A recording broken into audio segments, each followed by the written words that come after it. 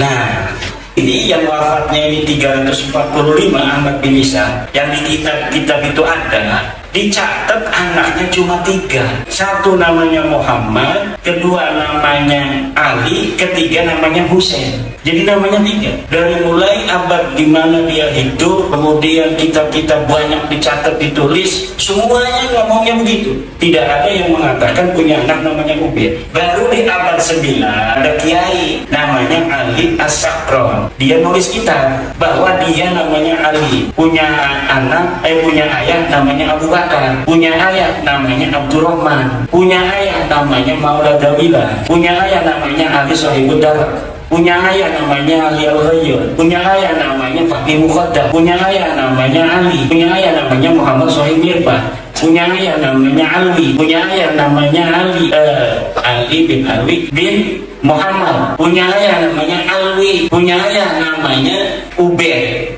punya ayah namanya Ahmad bin Isa. Katanya itu di kitabnya dia. Itu mulainya pengakuan abad ke-9 Hijriyah. Lihatlah, Habib ini berani berbohong di siang bolong.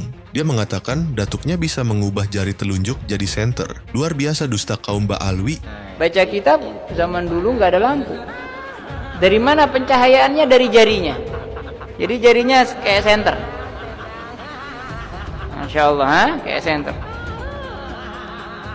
Ketuk pintunya oleh Al-Habib Ahmad bin Muhammad, disuruh naik.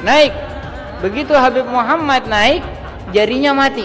Seketika para mukibin pasti langsung percaya karena para kibin berpikir pakai dengkul bukan otak. Bagaimana teman-teman non-mukibin, percayakah kalian dengan karomah dobol kaum Ba'alwi? Coba tuliskan komentar kalian di sini ya. Karomahnya beliau paling sering terjadi apa? Bikin orang mati. Nggak ada orang yang musuh beliau kecuali mati.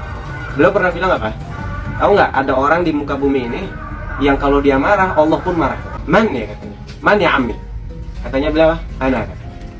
Jadi beliau ini kalau udah ngamuk sama orang, nggak lama orang itu meninggal. Ini Sayyidina Ali Khalil Qasam setiap mengucapkan Assalamu alayka ayyuhan nabiyyu wa rahmatullah wa barakatuh di jalan gua alaikassalam ya Syekh. Makanya kalau Habib Ali Khalil Qasam ini sholat, berebut di samping. Kenapa? Ingin mendengarkan suara indahnya Rasulullah. Di sholat atau dulu.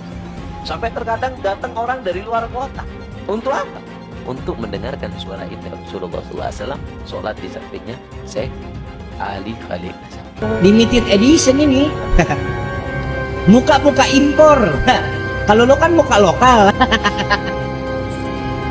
Hidung pesek, pipi tembem. Mata belok. Persis kayak celengan Semar.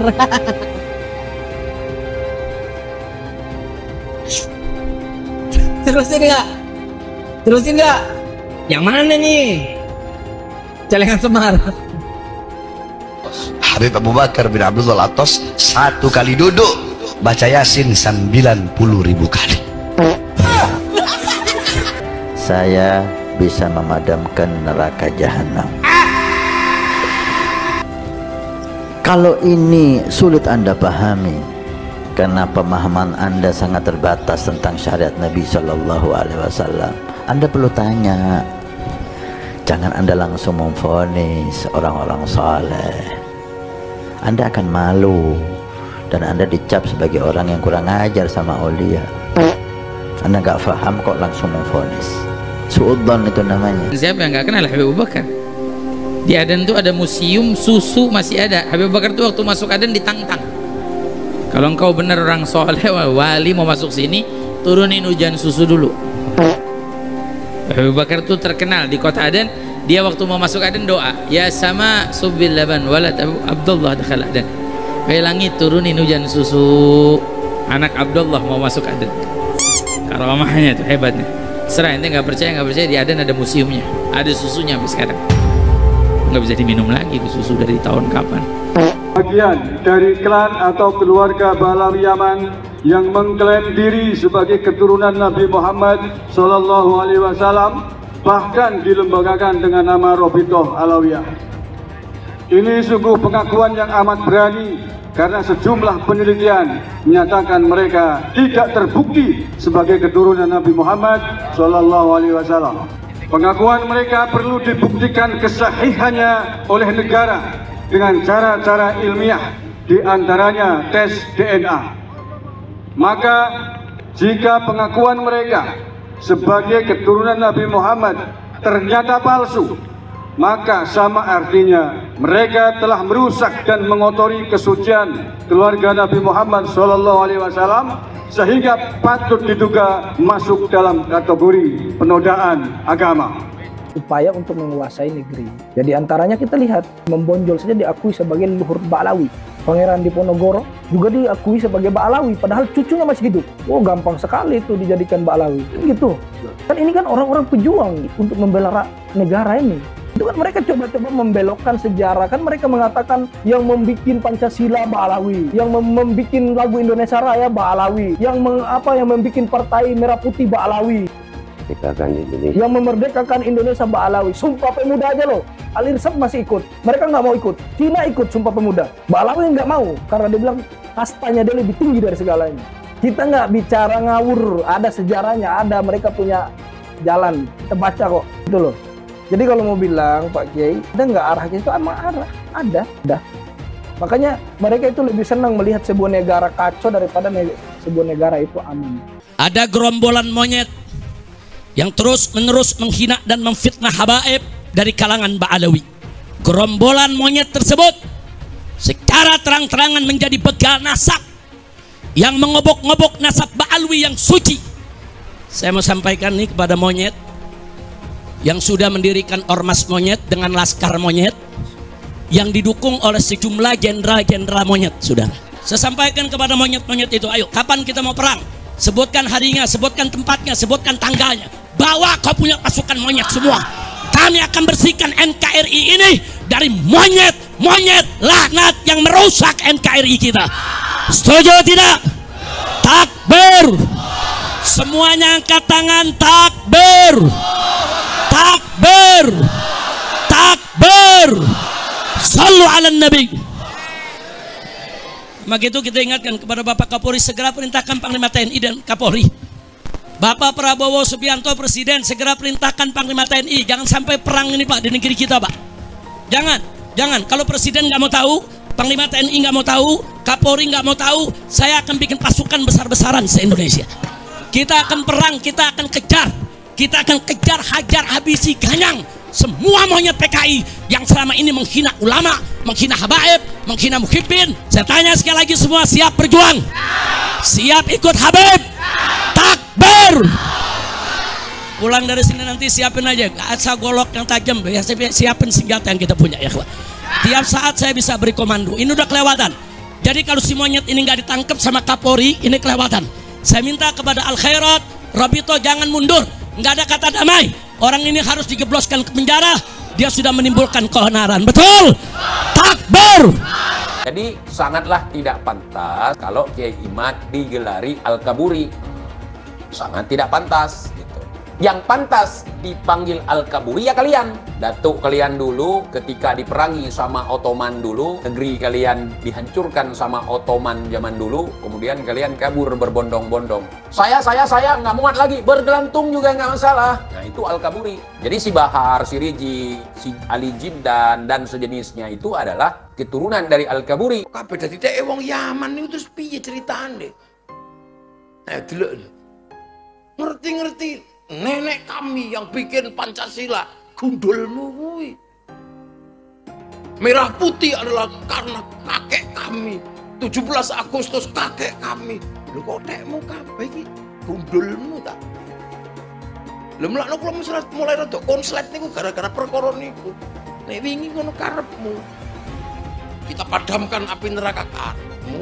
Opo ngono ae. Isra Mi'raj ping 70 karepmu.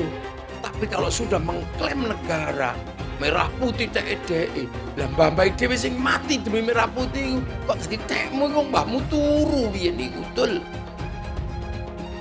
Makanya kalau sudah terkait kemerdekaan, ojo macem-macem, tak samplok rupamu. Ini Kiai Imad ini membatalkan nasab Ba'alawi karena dibayar oleh Cina.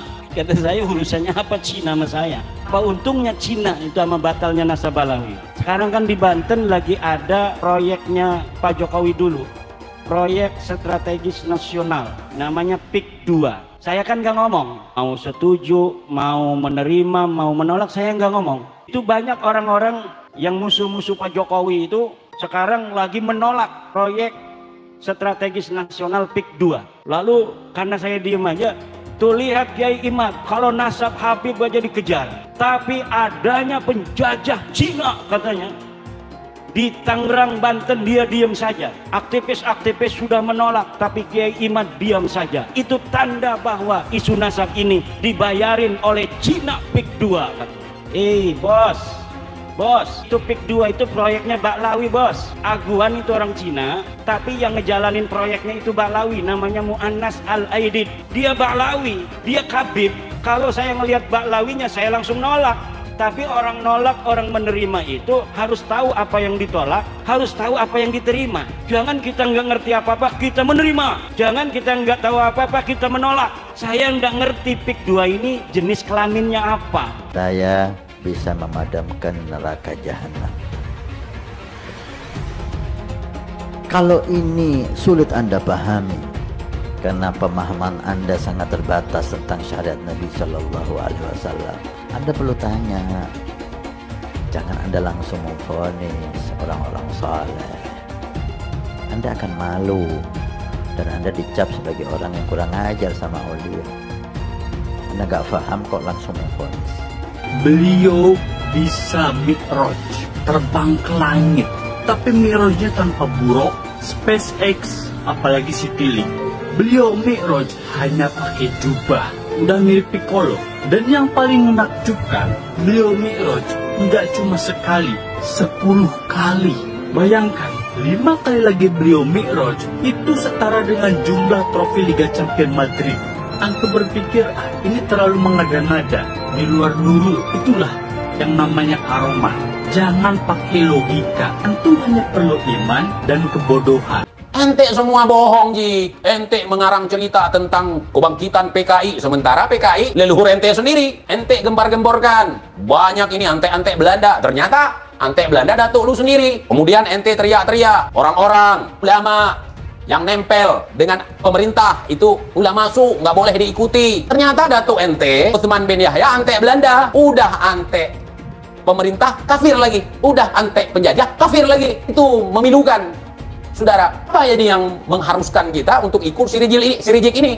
Ente bilang, ulama-ulama yang berada di pintu sutroh, mereka-mereka yang bersahabat, yang dekat dengan pemerintah ulama masuk, kata kau. Sementara yang kita cek datuk kau, Utsman bin Yahya, dekat dengan Belanda. Belanda itu kita tahu, penjajah, kafir lagi. Musuh leluhur kami, bukan leluhur kau, leluhur kami. Jadi jangan sampai kau sama-samakan. Belanda itu musuh leluhur kami, bukan musuh leluhur kau. Leluhur kau itu muhibbin Belanda. Indonesia natijah min nataij tarim.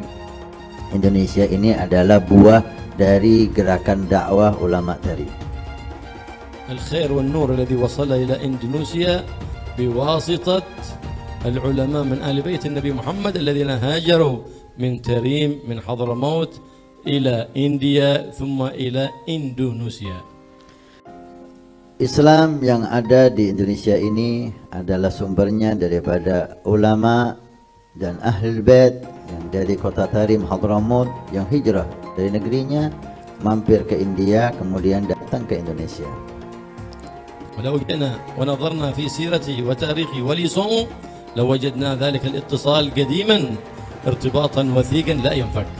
Kalau kita kembali ke sejarah kita yaitu Wali Songo yang mana mereka itu dari Tarim Hadramaut, maka kita akan sadar Indonesia dan Tarim tidak bisa. Yang merendahkan Ahlul Bait, cucu Nabi, kelak akan bertanggung jawab di hadapan Rasulullah Sallallahu Alaihi Wasallam.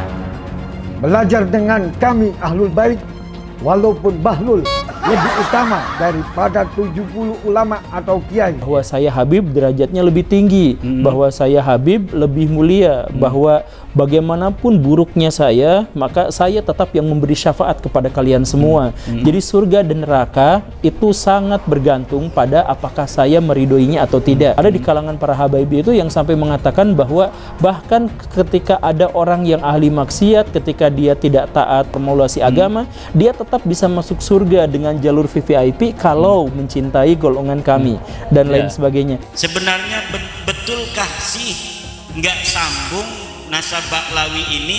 Betul Pak, nasab Ba'lawi ini tidak tersambung, dan saya sering ditanya apakah bertanggung jawab nanti di akhirat. Saya katakan berulang-ulang, saya bertanggung jawab di akhirat bahwa Ba'lawi ini bukan turun Nabi secara ilmiah. Haplog grupnya saja itu sudah melenceng, tapi masih kekeh ingin disebut sebagai turunan Nabi. Ketika kitab nasab tidak ada yang mencatat mereka, kenapa mereka masih mau ngaku turunan Nabi?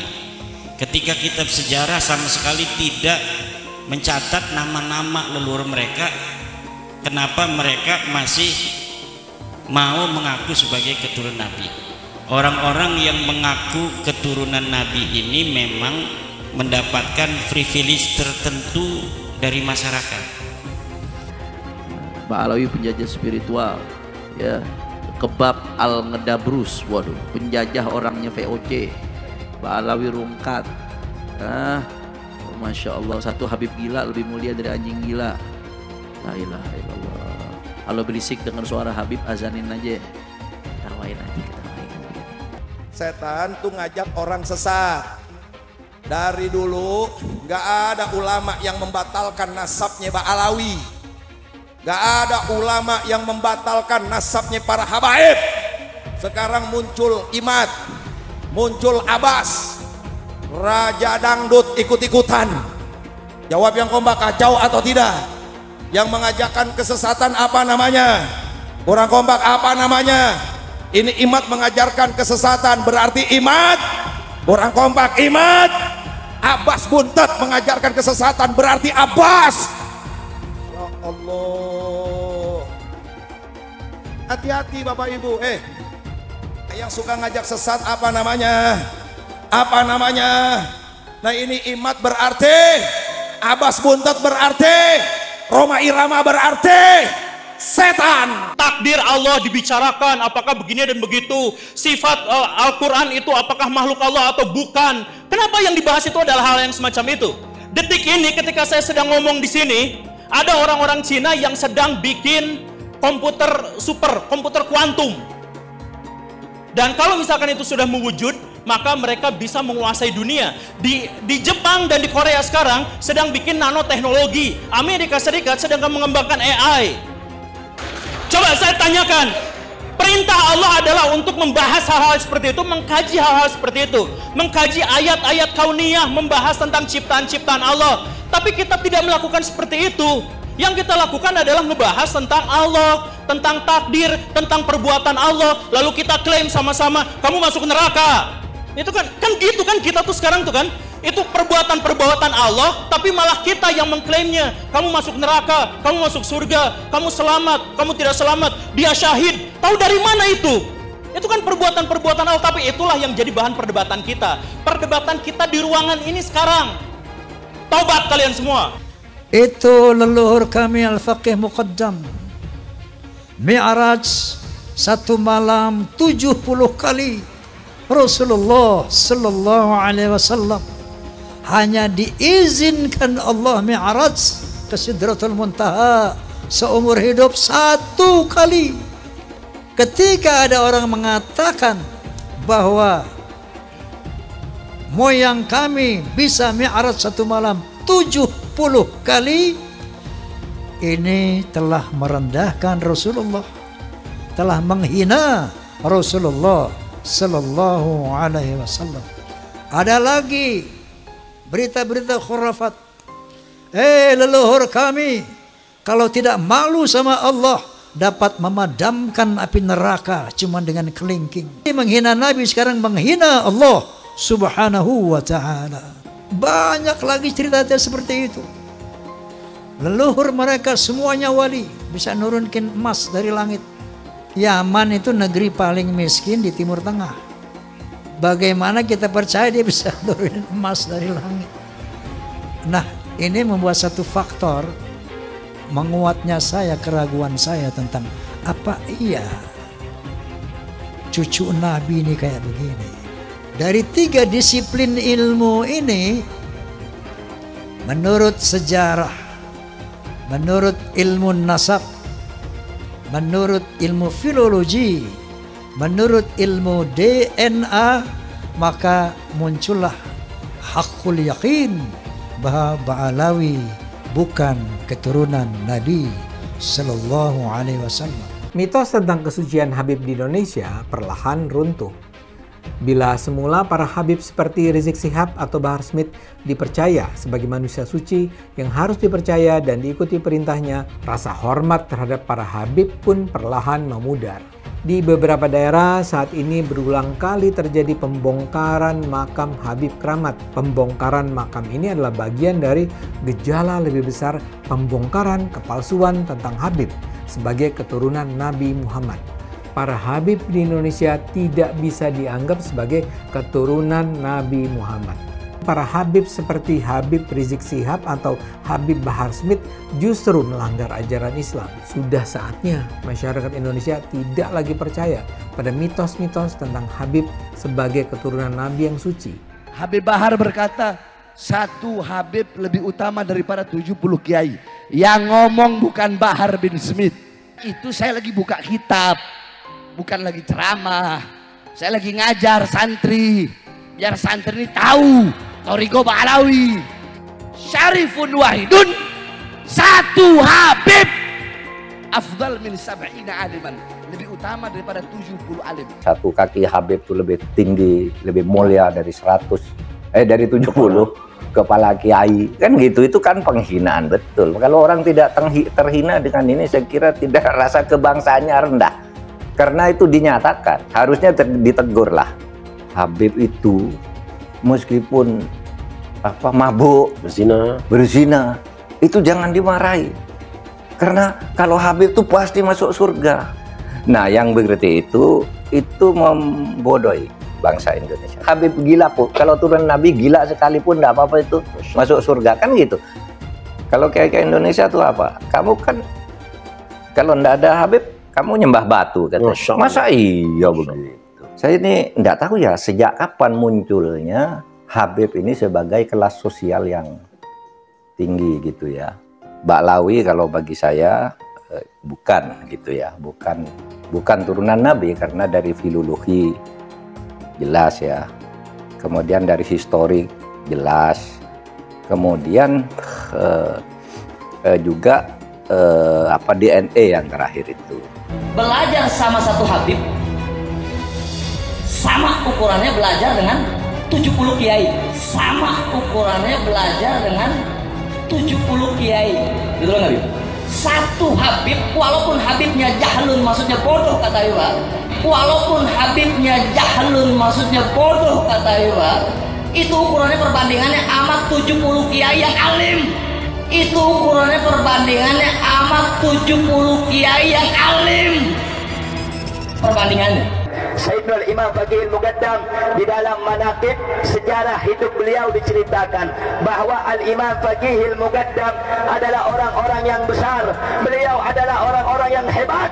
Bahkan diceritakan beliau pernah mi'raj, saudara-saudara, bertemu dengan Allah dalam satu hari 70 kali, saudara-saudara. Bertemu dengan Allah dalam satu hari 70 kali, saudara-saudara. Kalau aku tidak malu kepada Allah Ta'ala, maka neraka jahanam itu akan aku matikan. Kalau aku tidak malu kepada Allah Ta'ala, maka neraka jahanam itu akan aku matikan. Al-Hamid ngeluarin rantai emas dari langit. Wah. Keramatnya Al-Hamid tuh, ngeluarin rantai emas dari langit sampai ke bumi. Lagi ngobrol sama kakaknya Al-Muhdhar nih, Syekh Umar Muhdhar. Ayo wahai Syekh Umar Muhdhar, dilihat keramatannya, nurunin rantai emas dari langit sampai ke depan dia. Ini Habib Syekh Umar Muhdhar ketawa doang.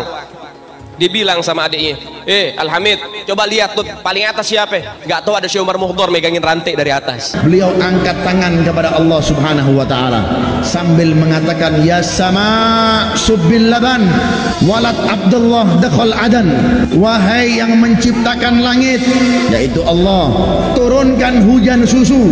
Turunkan hujan susu. Dihujani apa? Susu. subbil laban, hujankan susu, walad Abdullah dakhal adan, karena saya anaknya bapak saya Habib Abdullah bin Abi Bakar mau masuk ke kota ini. Gak lama dari selesai doanya beliau langsung hujan susu. Masya Allah. Ada muridnya Habib Salim Jindan namanya Abdurrahman. Nih Bang Maman, kalau kita panggil Bang Maman. Bang Maman ini sholatnya berantakan. Bang Maman ini maksiatnya luar biasa. Ibadah kocar kacir. Habib Salim Jindan dikabarin sama muridnya, Beb, Maman meninggal. Sebelum ditutup, habis beliau tulis, ditaruh tuh kertas, beliau bilang, Man, gue tahu lo ibadahnya berantakan, tapi lo cinta sama dzurriyyat Nabi Muhammad, ikhlas dari dalam hati. Nanti kalau malaikat munkar nakir datang nanya pertanyaan kubur, jangan lo jawab, Man, lo kasih surat dari gue, lo masuk surga tanpa hisab. Umat Islam mulai gaya, mulai mengkoreksi Habibnya, mulai mengkoreksi Habibnya, mulai mengkoreksi ulama-ulama dari anak cucu Nabi Muhammad SAW. Orang yang seperti itu mirip dengan iblis. Orang yang seperti itu mirip dengan iblis. Sudah dijelaskan, orang yang mati bawa benci sama keluarga Nabi, bukan hanya umat Nabi dia keluar, saudara. Bukan hanya keluar dari umat Nabi, sampai dia keluar dari agama, keluar dari Islam, saudara sekalian. Artinya apa? Tidak ada kesempatan mendapatkan pertolongan dari baginda Nabi Muhammad.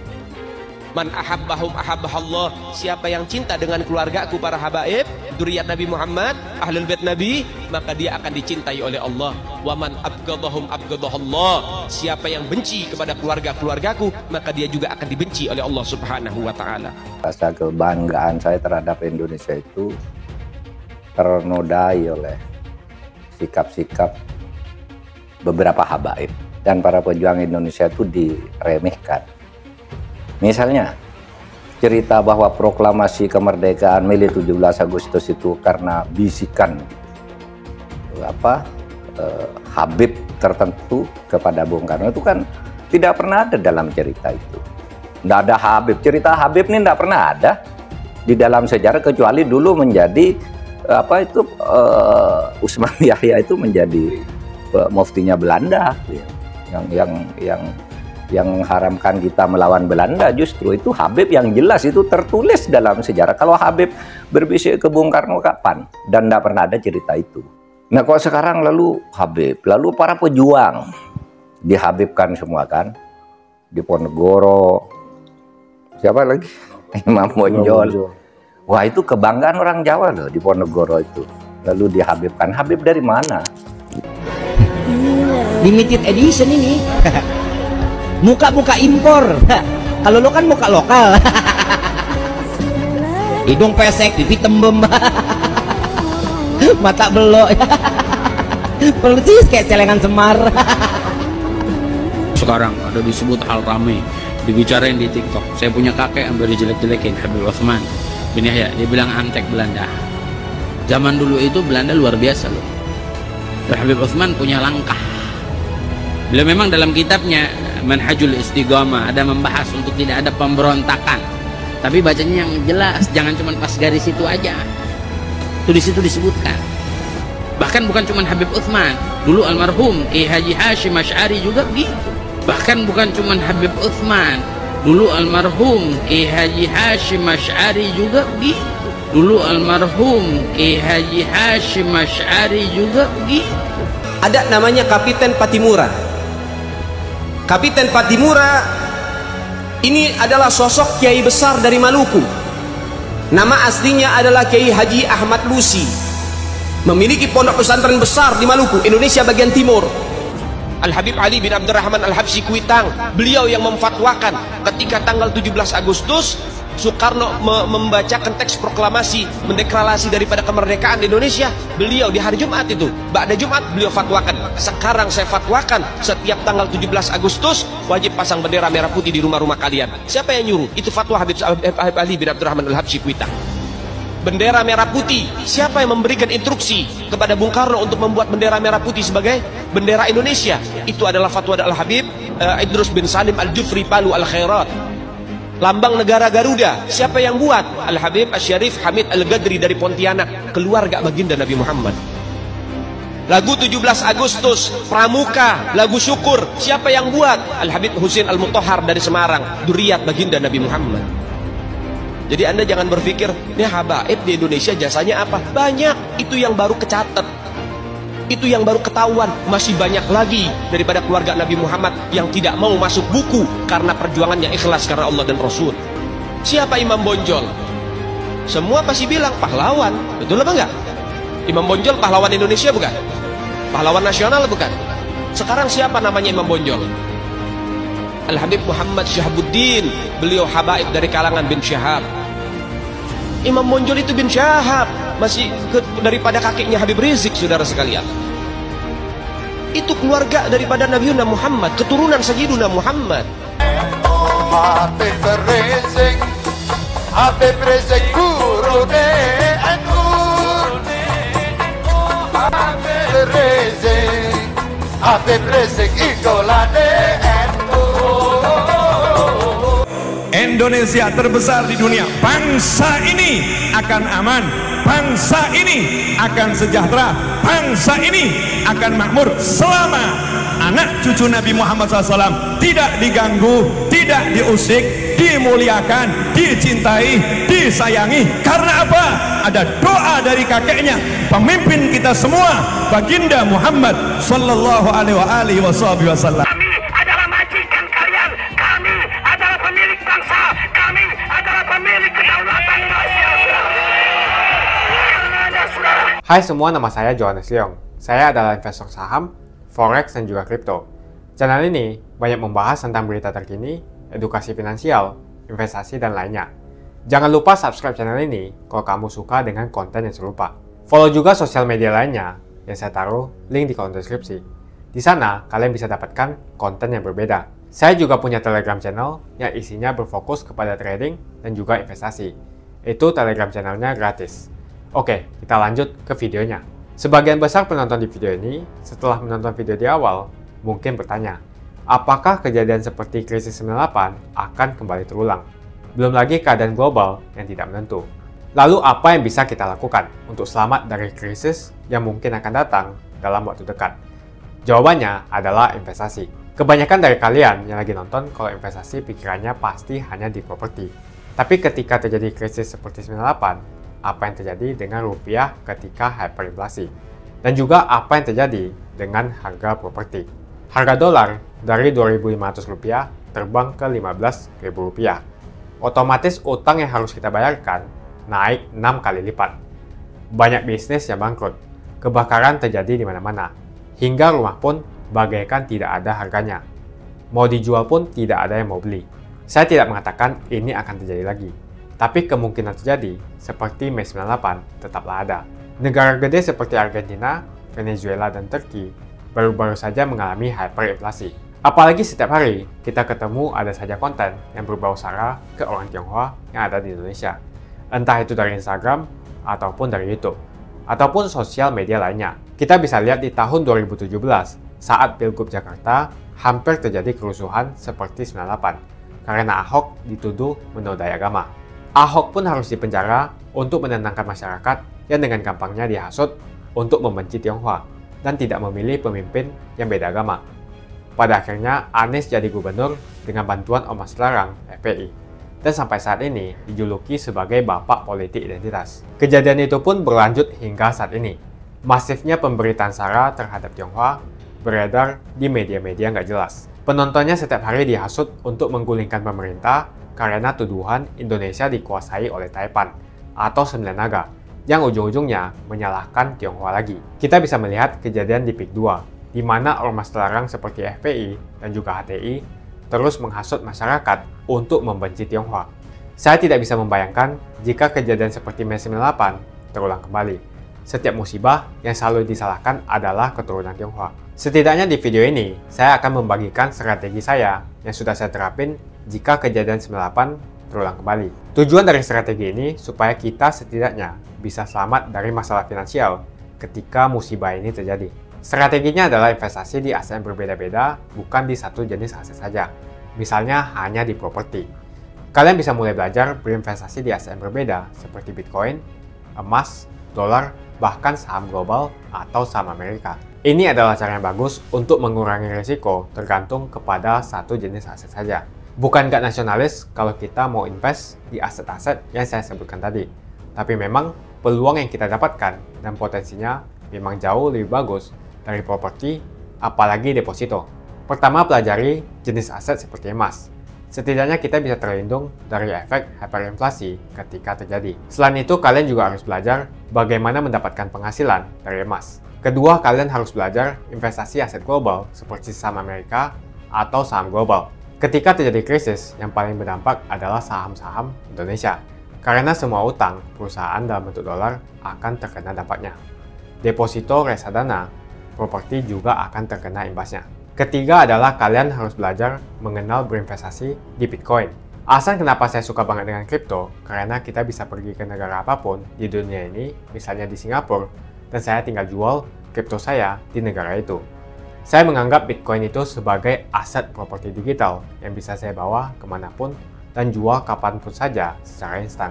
Kalau saya butuh uang, detik ini juga bisa saya jual, tidak usah menunggu berbulan-bulan. Itulah strategi saya jika kejadian 98 terulang kembali, untuk selamat dari masalah finansial. Kamu bisa cek link di kolom deskripsi untuk mulai investasi. Dan saya sudah sediakan juga video playlist supaya membantu kalian paham tentang investasi. Semoga video ini membantu kalian untuk selamat dari masalah finansial ketika musibah ini terjadi kembali. Semoga Indonesia selalu damai dan sampai jumpa di video selanjutnya.